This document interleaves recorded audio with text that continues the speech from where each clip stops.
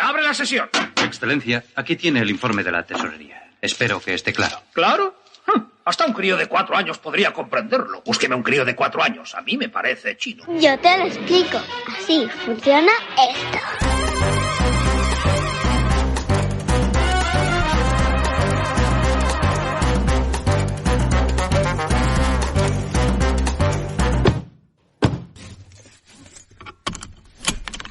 ¿Próximo destino, Ana Comellas?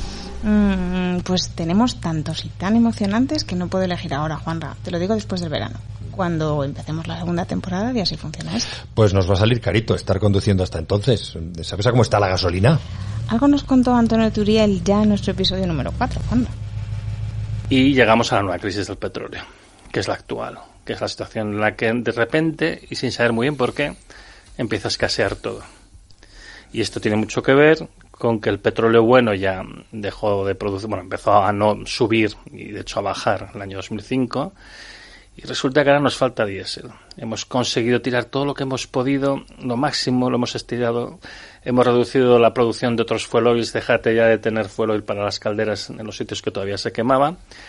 La producción de fuel oils ha caído un 50% desde el año 2008 y con esto conseguimos subir el diésel hasta el 2015. Pero el 2015 tocó el máximo, se mantuvo como pudo hasta el 2019 y ahora está cayendo en picado. Desde el 2019 cae, encima la pandemia ha acelerado su caída y ahora cae un 15% con respecto a su máximo. Y de repente nos damos cuenta de que los camioneros no quieren ser camioneros porque les reducen el sueldo, porque las condiciones laborales son peores, por los transportistas alarmados por el alto precio del diésel. Vayan a una gasolinera y verán que el diésel está prácticamente en precios del año 2008. Y eso que el petróleo no está tan caro relativamente.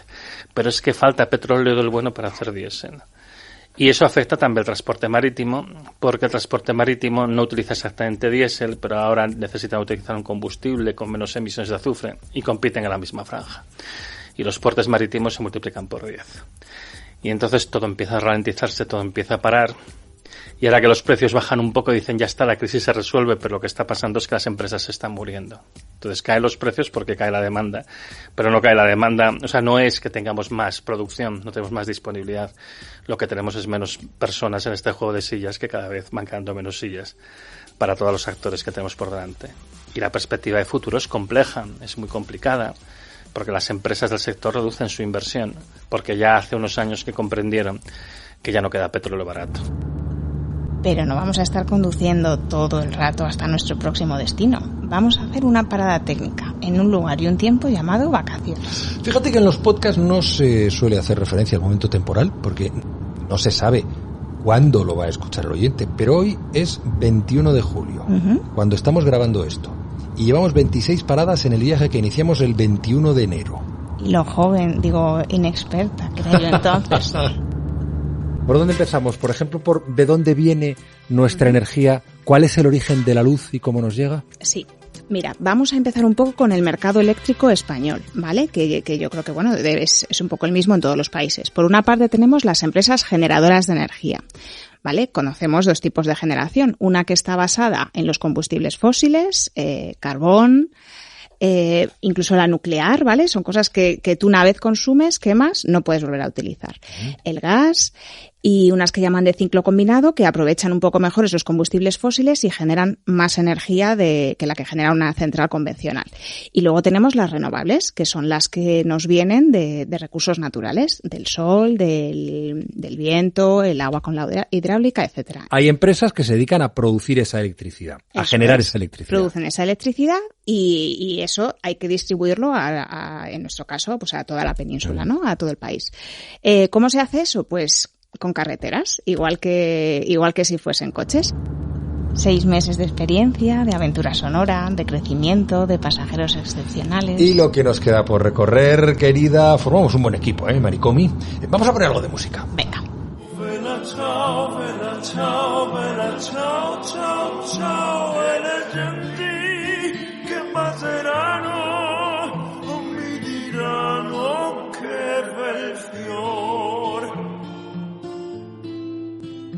Habrá un mínimo que siempre se va a utilizar y van a convivir los medios de pago.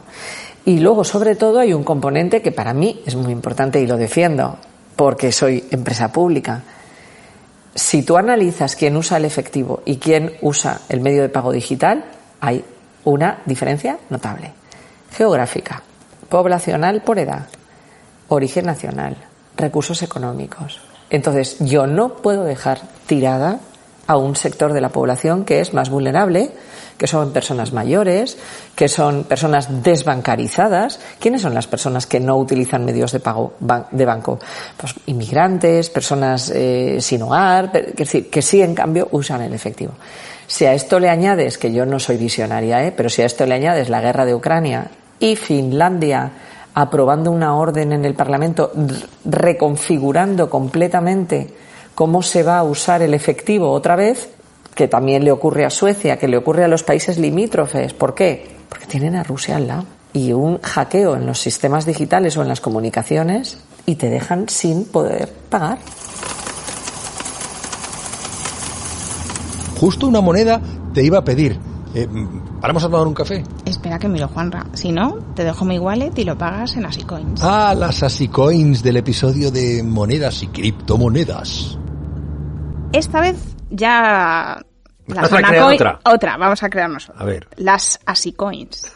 La moneda virtual de Así funciona esto. Y como en el Monopoly, pues vamos a empezar dándonos los 100 Asicoins a cada uno. Aquí están los míos, ahí están los tuyos. Bien. Eso es. Pues igual que los billetes los guardamos en la cartera, vamos a guardar los Asicoins en una cartera. Y para que nadie nos la robe, como esta cartera va a ser virtual, vamos a codificarla. Vamos a poner una contraseña a modo de llave que solo tendremos nosotros. Yo puedo entrar en mi cartera, a la que también habré puesto un nombre, digamos My Wallet 1977, y ver que tengo mis 100 Asicoins. Vale, es como si entrase en la aplicación de mi banco y viese el saldo de euros que tengo. No, porque la diferencia es que ese saldo del banco es dinero que está en el banco, que no tienes tú. En cambio, en la cartera virtual, las Asicoins están en tu móvil, igual que los billetes están en tu cartera de verdad. Imagínate que me quieres vender, yo qué sé, una suscripción al podcast Así funciona esto, por 20 Asicoins. Vale. Y te mando un mensaje. Yo, My Wallet 1977, transfiero a... ¿Cómo se llama tu cartera? Pues carterita mía. Vale. Pues yo, My Wallet 1977, transfiero a carterita mía 20 Asicoins. Pero ese mensaje no se va a quedar solo en tu móvil y en el mío, sino que lo vamos a mandar a un libro de contabilidad, que va a ser público. Así todo el mundo que quiera utilizar Asicoins puede verlo. Tú no vas a saber quién es My Wallet 1977, pero sí vas a saber, mirando ese libro, que tiene 100 Asicoins. Al igual que al frutero, le da igual quién seas, mientras le pagues con un billete de 20 que sea de curso legal. Ya sé lo que estamos haciendo. ¿El qué? Esto es un episodio recopilatorio, de esos de las series en los que van poniendo trocitos de episodios anteriores y resúmenes como para recapitular. No, ¿qué va? Que eso suele ser un poco rollo y además le rompen ahí el ritmo de la serie. Simplemente vamos recorriendo nuestro camino, como el agua, la que llega al semillero de Europa. El sonido del agua.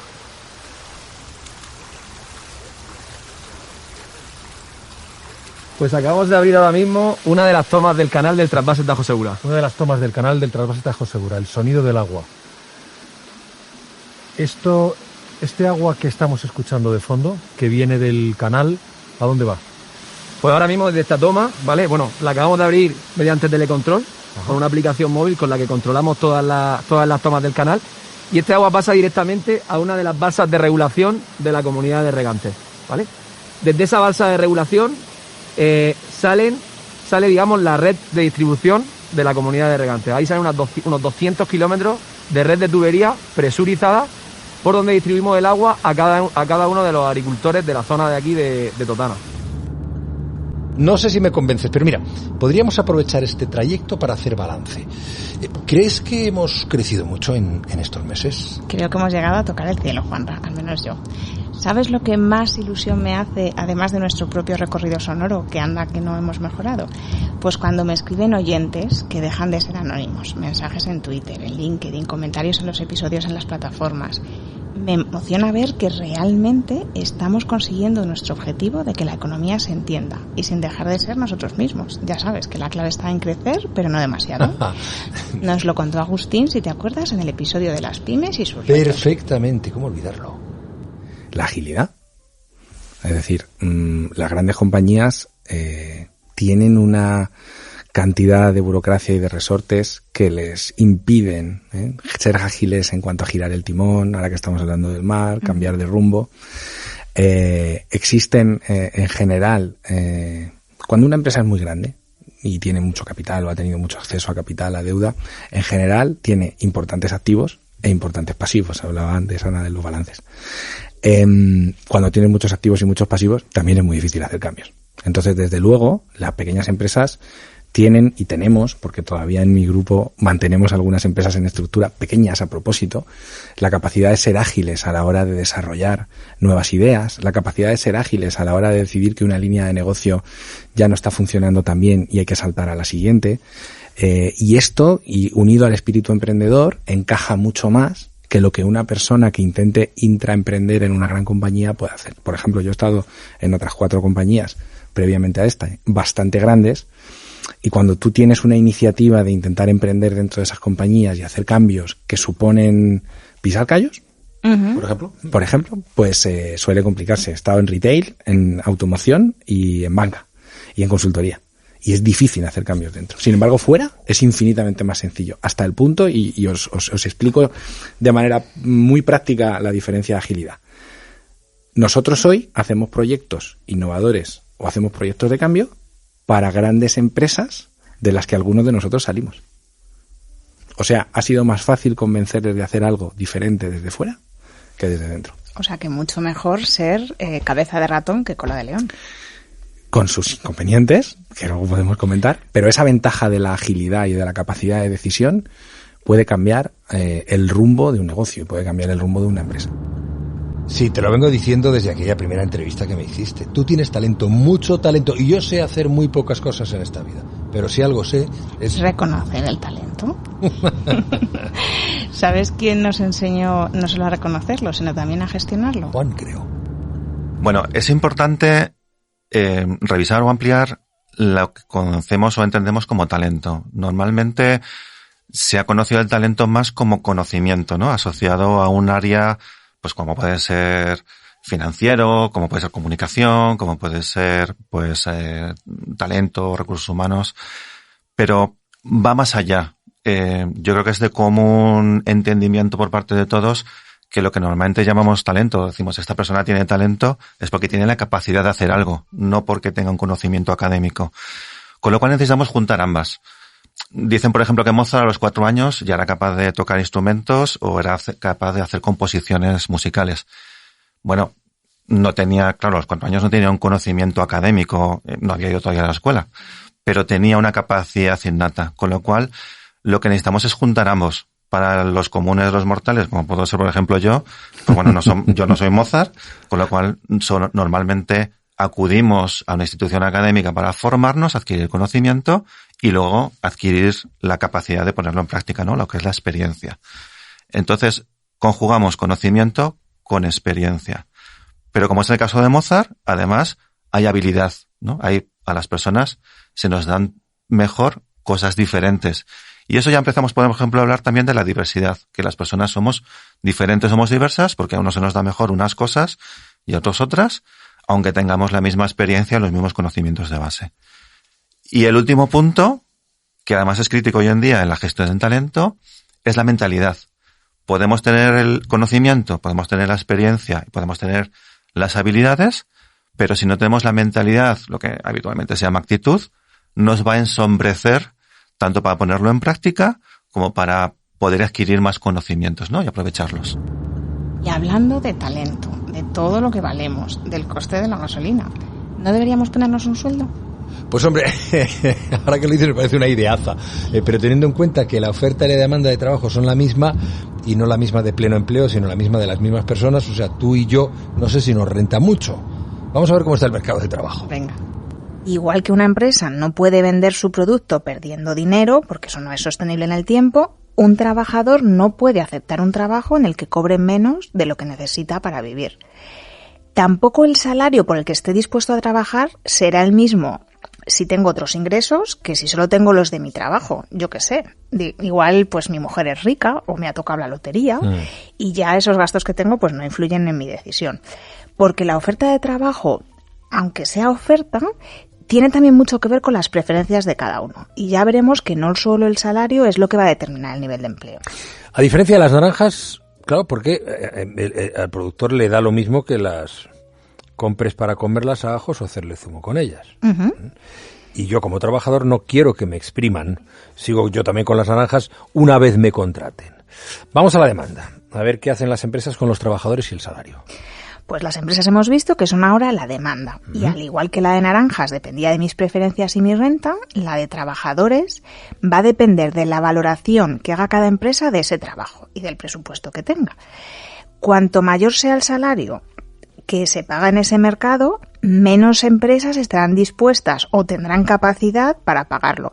Y cuanto menor sea, al revés, más empresas dispuestas a contratar.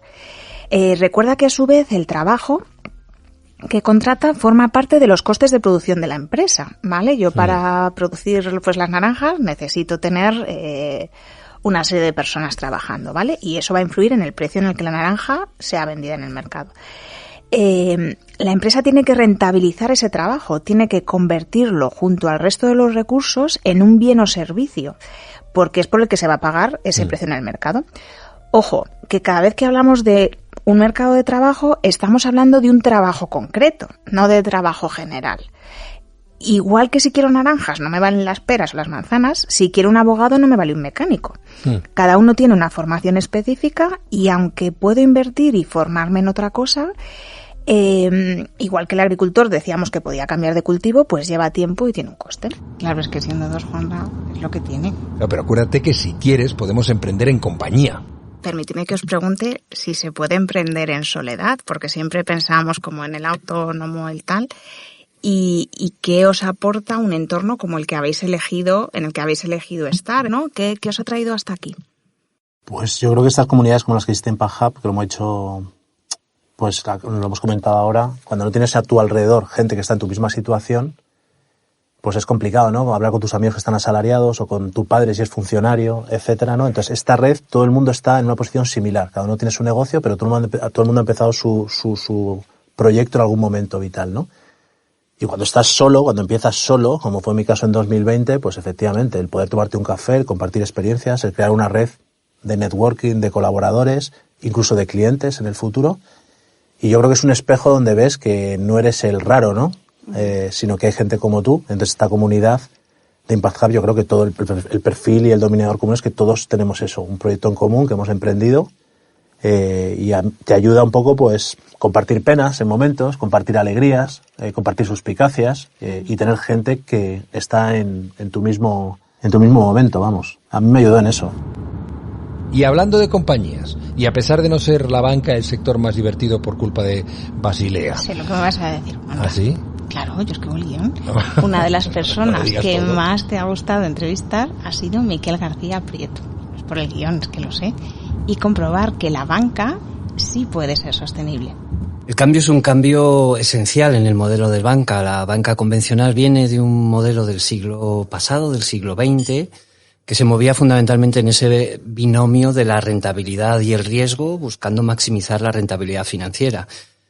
En este siglo XXI, con los nuevos desafíos sociales, hemos aprendido que hay que incorporar una tercera variable, que es la variable del impacto, y considerar en cada inversión el impacto social y medioambiental que tienen nuestras inversiones y empezar a mirar la banca desde esa triple perspectiva, el impacto, la rentabilidad y el riesgo. Cada inversión, cada financiación, cada decisión económica tiene un impacto en la sociedad. Ese impacto es o positivo o negativo y tenemos que empezar a gestionarlo.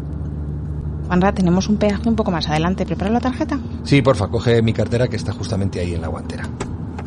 Menuda colección de documentos tienes aquí, Juanra. ¿De dónde los has sacado? Va a ser de la Fábrica Nacional de Moneda y Timbre.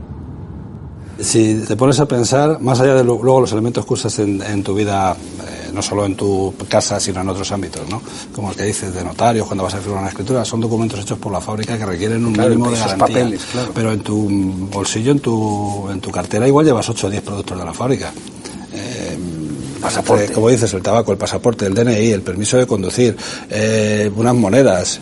Antes se llevaban sellos de correos, hoy en día ya pues eso suele ser más inhabitual, ¿no? Pero llevas 8 o 10 productos de la fábrica y en casa seguro que tienes unos cuantos Y no más. hablo de las monedas y los billetes que llevas en la cartera. Claro, y al final, pues el efecto es ese, es ser el tercero de confianza. No solo ya para la autenticidad del producto o demás, sino también incluso pues, para los ingresos del Estado. Joder, con los peajes y los costes varios. La cartera tiene las mismas tarjetas, pero aunque abulte lo mismo, está más vacía. No habrás pensado en colarte, Juanra. Ya sabes que navegar en las aguas de la economía sumergida no es buena idea.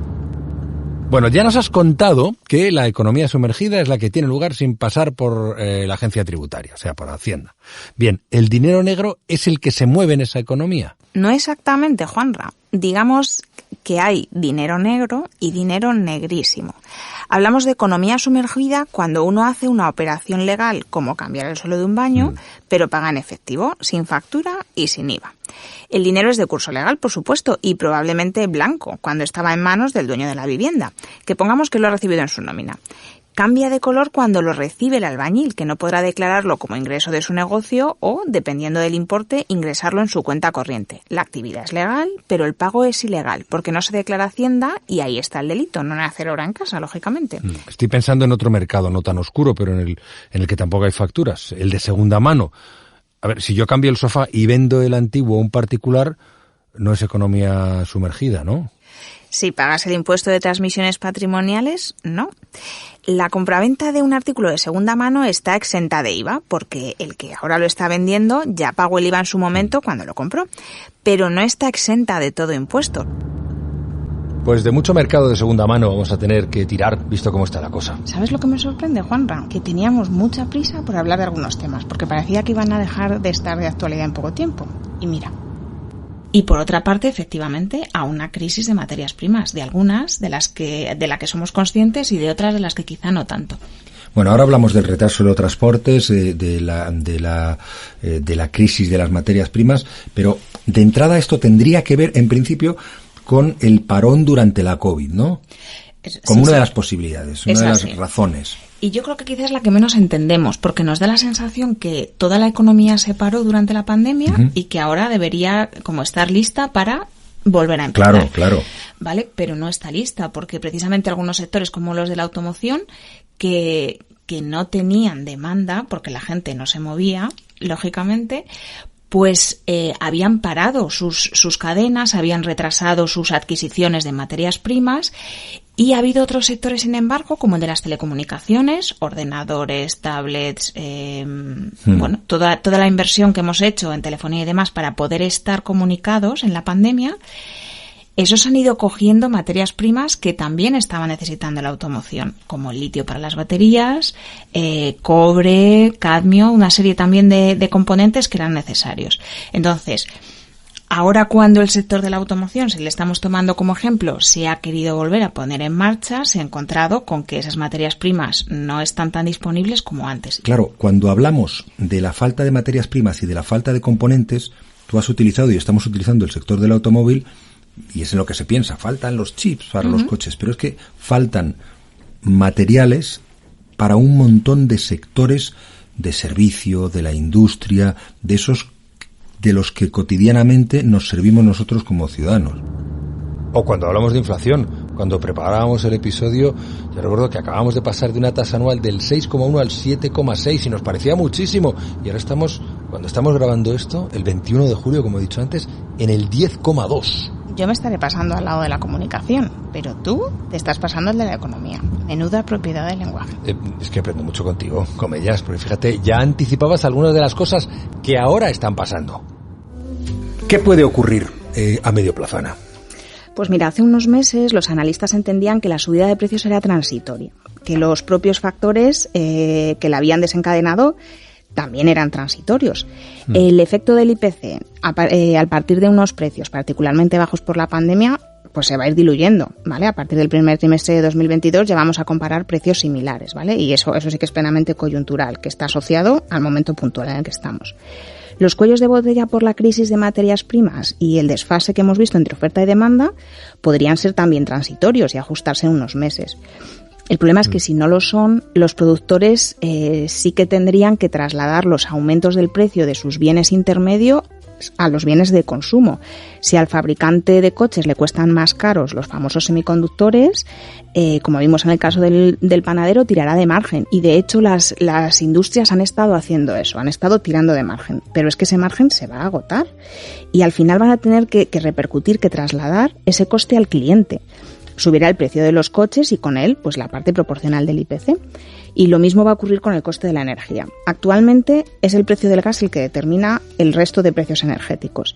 Y se esperaba que con la llegada de la primavera de 2022 y la menor demanda de gas, los precios bajasen y con ellos los precios de la electricidad. Claro, pero estamos ahora en una situación con esta tensión geopolítica con Rusia, que es uno de los principales proveedores europeos de gas, no hacen más que aumentar. Hay una situación que no sé si se terminará resolviendo, ¿no? Esa incertidumbre sobre la evolución de los precios de la energía, que además de mantenerse así de elevados, pues lógicamente va a presionar también sobre la inflación.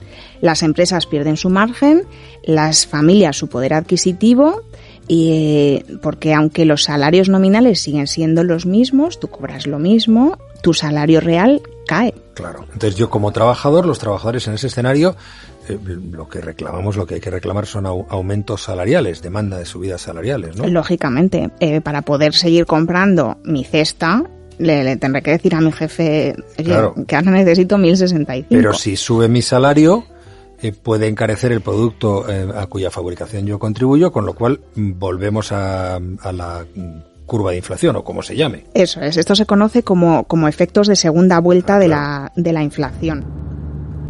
En este episodio de la inflación, un poquito más adelante, hablábamos de la subida de los tipos de interés por parte del Banco Central Europeo como una de las posibles medidas que se podían tomar para contener esa inflación. Y hoy, 21 de julio, nos mordemos las uñas por conocer cuál va a ser la senda en la que van a subir los tipos de interés. Pues mira, acaba de informar el Banco Central Europeo que suben los tipos medio punto. Se había calculado que era 0,25, pero sube medio punto.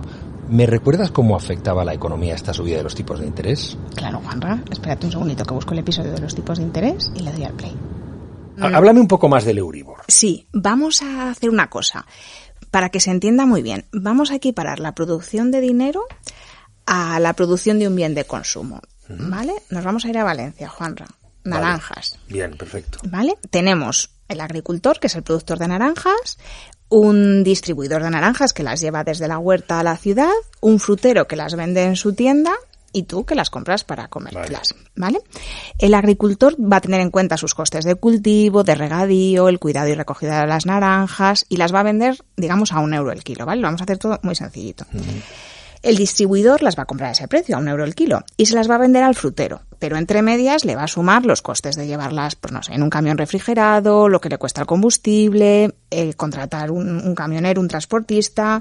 Hay naranjas que se le van a haber echado a perder en el camino. También va a tener en cuenta ese coste. Bueno, el caso es que le va a cobrar al frutero a 2 euros el kilo.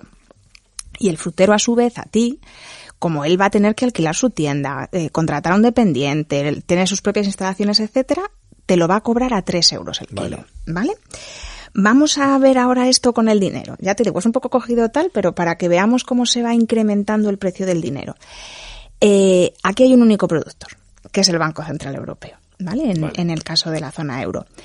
Más que lo que le cuesta producir el dinero, él va a fijar el precio según sus objetivos de política monetaria, que vamos a ver también más adelante. Los distribuidores del dinero van a ser los bancos y los consumidores van a ser tanto las familias como las empresas y el propio Estado. Me escucho un pelín verde, pero me da mucha ternura oírme. Déjame que pierda un poco de inocencia. ¿Cuál es el episodio que menos te ha gustado? Bueno, el episodio no sé, pero en el de la banca no me sentí nada encantado de conocer a Basilea. El comité de Basilea está formado por los bancos centrales del G10, que te los voy a recordar, porque yo lo... Porque tú lo vales. Bélgica, Canadá, Francia, Alemania, Italia, Japón, Países Bajos, Suecia, Suiza, Reino Unido y Estados Unidos. Eso es el G10. Ese es el G10. Y por otros 2 bancos centrales, hasta llegar a los 12 miembros del comité, que son Luxemburgo y España. En 1988 aprobaron el primer acuerdo de capital de Basilea para crear una normativa común que supervisase a todas las entidades bancarias. Curiosamente, Esto es un foro de discusión y no tiene autoridad para imponer las cosas que recomienda. Pero tanto los países miembros del comité, por supuesto, como el resto, van a tender a implementar las medidas precisamente para tener credibilidad y poder operar en todos los mercados. Y como te decía, pues bueno, en el 88 se aprobó el primer acuerdo Basilea I y ahora estamos a punto de aprobar Basilea IV, con las lecciones aprendidas durante la pandemia. Nada, no me cae mejor con el paso de las semanas. ¿Y el tuyo, Ana Comellas? Pues no sé si es porque el guión lo sacamos de un cajón un jueves de estos que no teníamos tiempo de preparar nada, pero yo creo que aburrimos a las abejas. A las ovejas. A esas también. 3/4 partes, un 75%, los ingresan empresas y trabajadores. Estos son 136.000 millones, ¿vale? De estos 136.000, las empresas ponen unas 3/4 partes, ¿vale? 96.000 millones. Y los trabajadores, 31.000. Y dentro de los trabajadores, que son más de 19.000 millones, unas 2/3 partes las van a poner empleados. Y los otros 11.000 hasta 31, los autónomos. Y los 9.000 millones que nos quedan para completar los 136.000 los van a aportar las mutuas y el Servicio Público de Empleo. Y los desempleados, que también cotizan cuando están en paro. ¿Ves? Pasa pantalla. Ana, que te me has estropeado con tanto trabajo. Será pasapalabra. No, que después de estos sesudos episodios me paso a la siguiente pantalla, a uno de los episodios más disfrutones que hemos grabado, el de los videojuegos.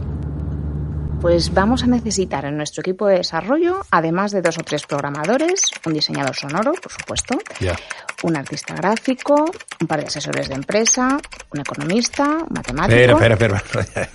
Hay más gente que en la guerra. Esto es el camarote de los hermanos Marx.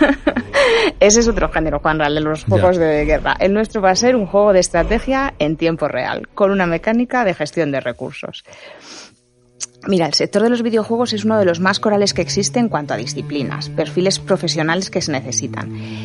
Tendemos a imaginar, cuando pensamos en el desarrollo de un videojuego, a programadores encerrados ahí en sus cuevas, con sus procesadores, pero la realidad es que se necesita coordinar a artistas que imaginen y den forma a ese mundo virtual. En nuestro caso, asesores del sector agrario y del mundo empresarial. Pero en el mundo de la aviación, por ejemplo, si voy a crear un simulador de vuelo, o pues necesitaré pilotos, o historiadores si tengo un juego ambientado en la Edad Media. Nosotros necesitaremos además matemáticos que modelicen los datos económicos y los de los propios jugadores, porque lo que queremos precisamente es que el impacto de sus decisiones individuales afecte a la economía de ese mundo. Y nada, es ese realismo que queremos tener. Vale, lo voy visualizando. Es decir, realmente estamos creando un nuevo mundo donde el jugador y su experiencia de juego son el centro de todo. Exactamente, Juanra, y así debe ser en casi todo lo que se haga, lo que se produzca para otros. Mira nuestro podcast. El protagonista es el oyente y le creamos una experiencia sonora para conseguir nuestro objetivo de que cualquiera pueda entender la economía. Y la de este capítulo, la experiencia sonora, es aún más tangible. Tuvimos ahí un ayudante de excepción, pero para privilegio, el que la ministra de Economía te explique a quién así funciona esto, su propio plan de recuperación. Me encantó conocerla, Juanra, es una mujer referente, seas del color que seas. Bueno, desde el punto de vista de la financiación, claro, la gran novedad que hemos tenido en esta respuesta a la crisis es que Europa ha puesto en pie un plan de inversiones financiado conjuntamente por toda la Unión. Se ha emitido deuda a nivel europeo y nos están dando transferencias y nos van a dar también créditos a los países para que podamos financiar todas estas inversiones de futuro. España es uno de los países que está recibiendo más fondos porque fuimos uno de los países más afectados por la pandemia y lo que hemos hecho desde el Gobierno de España es diseñar ese plan, poner en marcha los mecanismos y sobre todo prever una ejecución acelerada. Hemos concentrado las inversiones y las reformas en los primeros años. Hay otros países que se lo han tomado con más calma, pero es que en España nos jugamos mucho. Esa época en la que estarían más verdes, pero yo tenía garantizada mi madurez, ¿eh? Esto se acaba conmigo, con ellas. ¿Pero quién, yo? ¿Por qué lo dices? A ver, empiezo. 1. Para hablar de economía sostenible me llevas a comprar una camiseta por el mundo. Por todo el mundo, literalmente. Estamos grabando. Sí, pero nos tenemos que ir, Juanra. ¿No te acuerdas que habíamos quedado que teníamos que ir a comprar unas camisetas? Unas que pusiese Soy Sostenible. ¿Llevas el pasaporte, Juanra? Sí, claro, pero en fin. Venga, corre.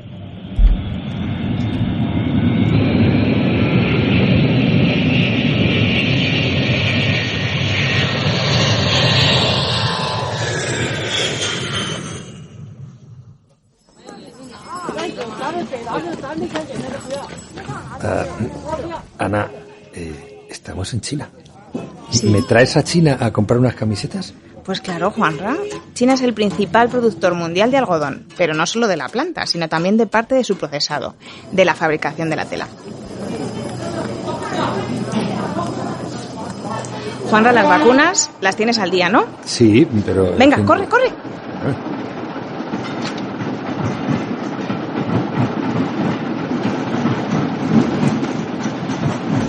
Bangladesh, ahora estamos en Bangladesh. Claro, aquí, en este taller es donde se confeccionan gran parte de las prendas que utilizamos.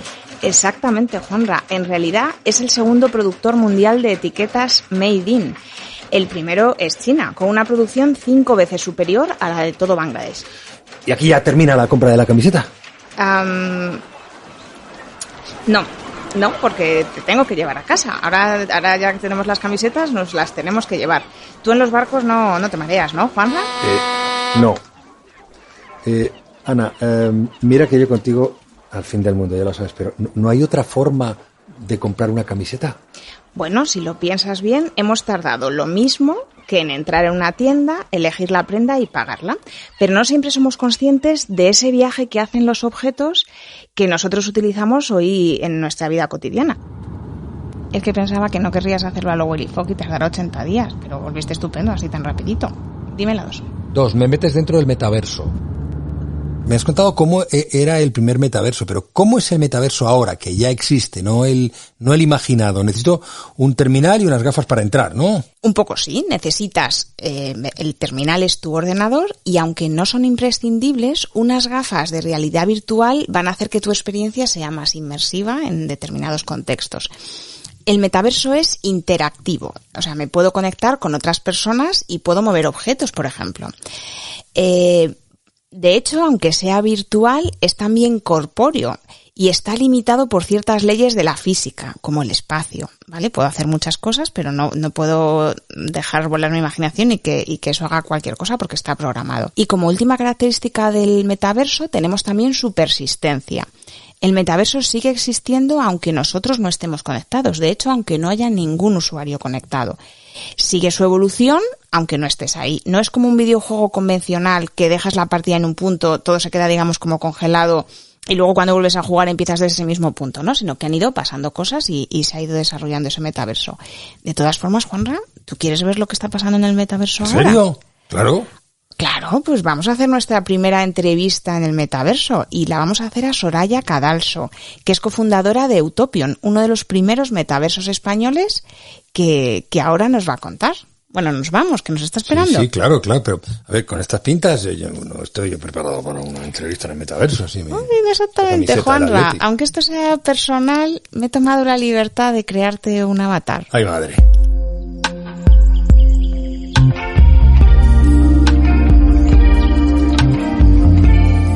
Soy un centauro y estamos en una pradera. Bueno, vale, es un poco tipo videojuego, pero fíjate qué bonito, Ana, ¿tú eres? Juanra, es que yo soy muy de literatura fantástica, así que he elegido esta indumentaria medio guerrera, medio hechicera. Sí, ya veo. Y lo que me parece es una pena que haya limitaciones físicas en el metaverso, porque si no podría hacer maravillas con mi poder único. Juanra, pero si te encantó ser un centauro, esa no debería contar. Me haces viajar en el tiempo y no sé si mis células son las mismas desde entonces, yo me veo raro. ¡Vamos a viajar en el tiempo! Pero un poco solo, Juanra. ¿Un poco? Bueno, ¿a cuándo tenemos que ir? Pues a 1873.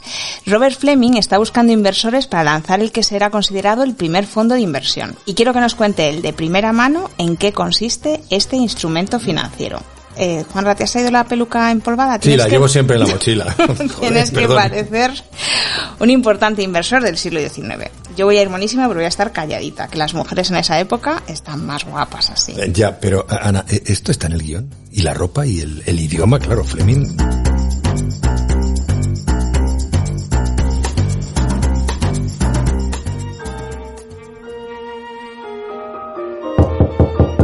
Adelante. Señor Lucas, querida, por favor, siéntense. Estaba deseando conocerle, señor Fleming. Nuestro común amigo Jacob Schiff habla maravillas de usted y su nuevo proyecto de inversión. Me honra, caballero. Precisamente la financiación del ferrocarril en los Estados Unidos es uno de nuestros objetivos de inversión. Si dejaste encandilado al señor Fleming y su fondo de inversión, fue toda una inversión este viaje. Y es que todos estos viajes también forman parte de nuestro viaje. Es maravilloso. Total, que la temporada que viene me saldrán antenas o algo. Todo sea por la divulgación económica. Ay, Juanra, qué de cosas estoy pensando y qué ilusión llevarlas a cabo. Acelera, que cuanto antes lleguemos a las vacaciones... Pues así funciona esto, así ha funcionado esto y funcionará. ¿Podcast? De Forbes.